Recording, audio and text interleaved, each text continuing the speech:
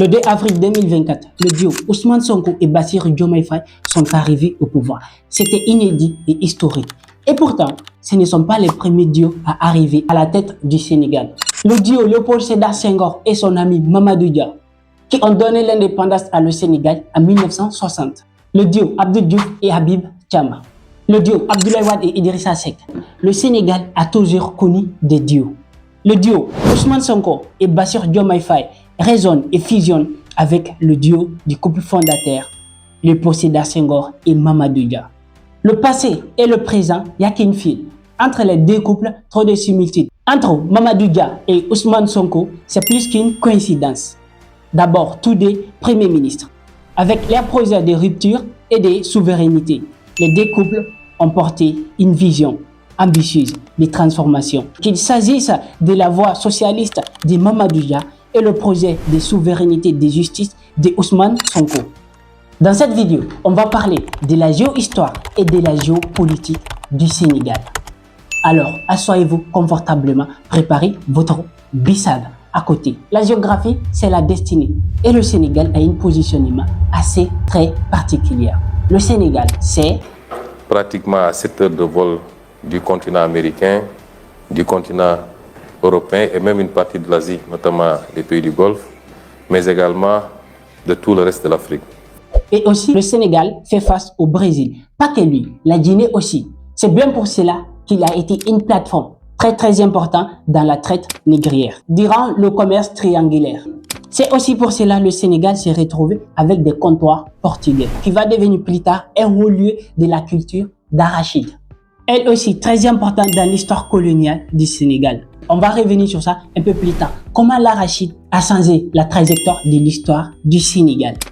Pour mieux comprendre le Sénégal, il faut complètement revenir en arrière, notamment avec la traité de Tortillas en 1494 entre l'Espagne et le Portugal, bien sûr avec la bénédiction du pape. C'est avec ça que le Sénégal va connaître des comptoirs portugais. Ce qui est fascinant avec le Sénégal, c'est qu'il a un positionnement assez particulier et assez important, et qu'il soit lié à la destinée du grandeur de la France, mais aussi qu'il soit lié à la destinée du grandeur de l'Afrique.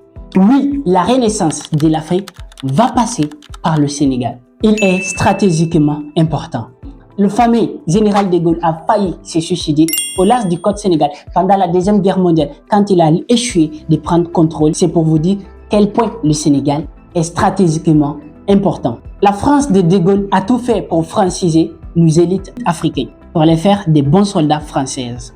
Ça remonte depuis Faidherbe qui avait créé l'école des otages où on va créer les futurs élites soldats, défenseurs des intérêts de la France au détriment du peuple africain.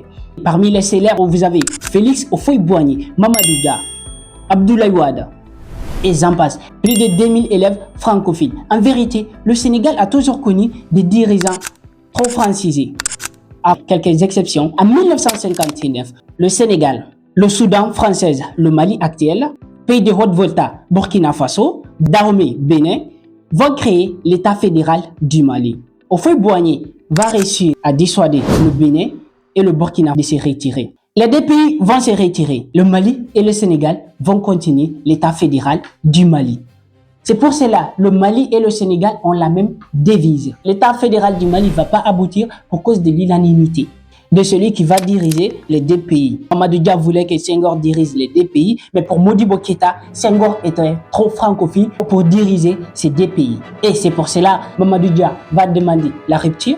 Dans la foulée, le 20 août 1960, dans un élan unanime, proclamer l'indépendance du Sénégal. Cette indépendance, le gouvernement la défendra avec détermination. Senghor devient le président de la République, Mamadou Dia va devenir le Premier ministre qui va diriger la politique intérieure du pays et Léopold Sédar Senghor, président qui va diriger la politique extérieure du pays. C'était un gouvernement bicéphale, l'unique en Afrique. Peu à peu, Mamadou Dia va mettre en place l'économie socialiste solidaire, ce qu'il va appeler l'animation rurale. L'économie sénégalaise dépendait énormément de l'arachide. Il voulait diversifier l'économie sénégalaise. Mais aussi, Mamadou Dia, pour lui, c'est une indépendance économique d'indépendance n'est pas complet. D'ailleurs, à l'époque, c'était le seul homme politique en Afrique qui connaissait au bout du doigt l'économie. D'ailleurs, il a même publié un livre sur l'économie africaine en 1954. Vous avez un Mamadou Dia, un homme d'État qui est un économiste, socialiste et aussi panafricain et dire encore souverainiste. Sa réforme dans le secteur d'arachide sera jugée très radicale. Et pourtant, ce n'était pas du tout radical. L'économie sénégalaise avait réellement besoin de cette réforme-là.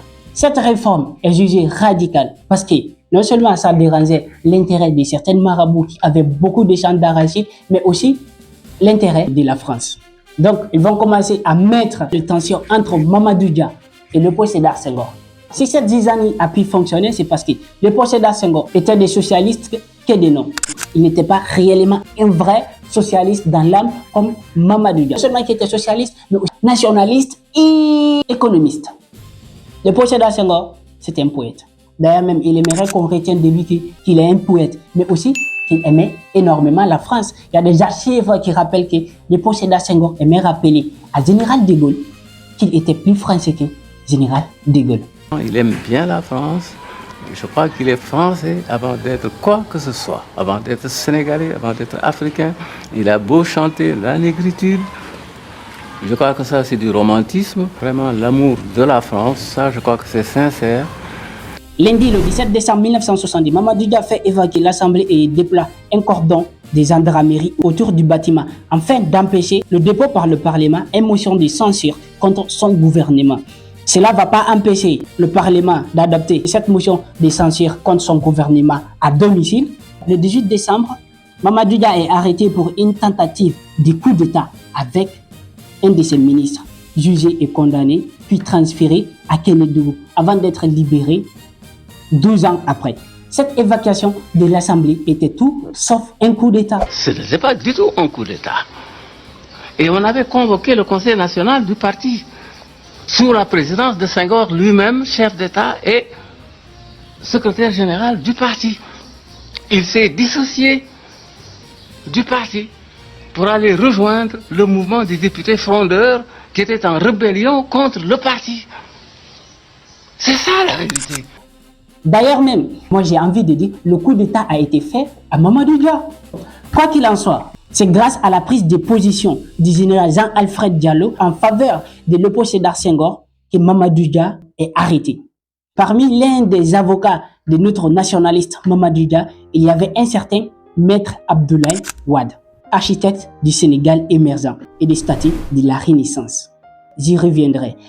En 1974, Mamadou Dia est libéré et c'est le même année que Ousmane Sonko est né. Coïncidence?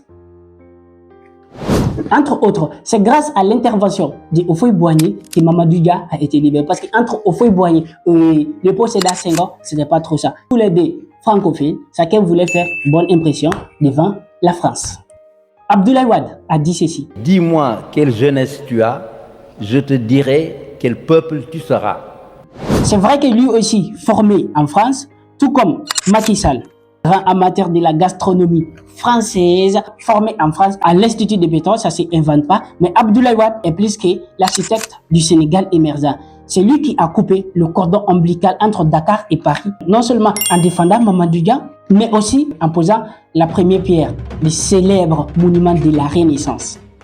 En faisant appel à un architecte sénégalais qu'on appelle l'architecte des présidents, Pierre Goudiaby Atepa, ça a été une vraie naissance de souveraineté. La souveraineté n'est pas permanente, ça s'acquiert tous les jours. Depuis Mamadou Dia, il n'y a pas eu un homme d'État sénégalais qui propose ce que Ousmane Sonko propose entre le panafricanisme et le nationalisme, une rupture totale avec l'ancienne puissance coloniale. Un pays qui a été structuré et orienté pour être l'administration française en Afrique. Prenez la siège du BCEAO qui se trouve au Sénégal, mais pas que lui, toutes les grandes institutions se trouvent au Sénégal. Ce qui veut dire, Ousmane Sonko a vraiment du travail. Ousmane Sonko est-il un rêveur ou un pragmatiste? Est-ce que Sonko va faire sortir le Sénégal dans le CFA? Ou plutôt, quelle est sa position sur le CFA? Pour Sonko, la question devrait plutôt être: est-ce que cette monnaie, telle qu'elle se présente aujourd'hui, est adaptée à nos options de développement?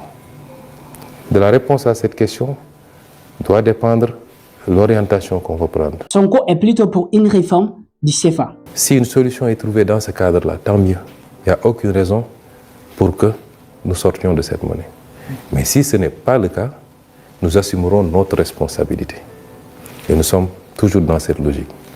Le problème avec le CFA, De faire un pas significatif vers l'appropriation totale et définitive de notre monnaie pour pouvoir avoir un instrument monétaire et une politique monétaire, ce qui n'est pas le cas actuellement. C'est pourquoi nous sommes toujours obligés de nous recentrer sur nos politiques budgétaires avec les tensions que nous vivons. c'est ça la différence entre les 32 autres pays africains qui ont la souveraineté de leur monnaie. Ousmane Sonko est un panafricain et surtout un nationaliste. Toute organisation qui ne va pas dans l'intérêt supérieur du Sénégal, il ne va pas rectifier. La siège du BCEAO au Sénégal donne beaucoup de pouvoir et de l'influence à le Sénégal avec les autres institutions internationales. Qui va renoncer à cette influence pour un panafricanisme qui a ses limites? Depuis l'arrivée de Sonko, ils ont fait des réformes dans beaucoup de domaines. Entre autres, renégociation de certains contrats, demander le départ des bases militaires au Sénégal, mais aussi renommer les noms de rues sénégalais à des héros sénégalais. Boulevard du Général de Gaulle a été renommé boulevard du président Mamadou Dia. C'est pas un bon début, c'est un meilleur début. C'est l'une des meilleures façons de rendre hommage à Mamadou Dia. Tout à l'heure, quand je vous disais que c'est grâce à l'intervention de Houphouët-Boigny que Mamadou Dia est sorti en prison. Mais quand les négociations de sortie entre le procédant Senghor et Mamadou Dia, Senghor accepte de le libérer s'il prend l'engagement de renoncer à la politique. Dia, qui était déjà aux trois quarts aveugle, me dicte une réponse extraordinaire. à chaque fois je réécoute, ça me donne la chair de poule. Il me dit finalement, je préfère être libre dans ma prison que prisonnier dehors. Que pour lui, la politique, c'est pas un droit, c'est un devoir. Il peut renoncer à ses droits, mais il ne peut pas renoncer à son devoir. Donner le nom d'un boulevard à Mamadou Dia, c'est le début d'un hommage. Parce qu'il a voulu un Sénégal grand et énorme.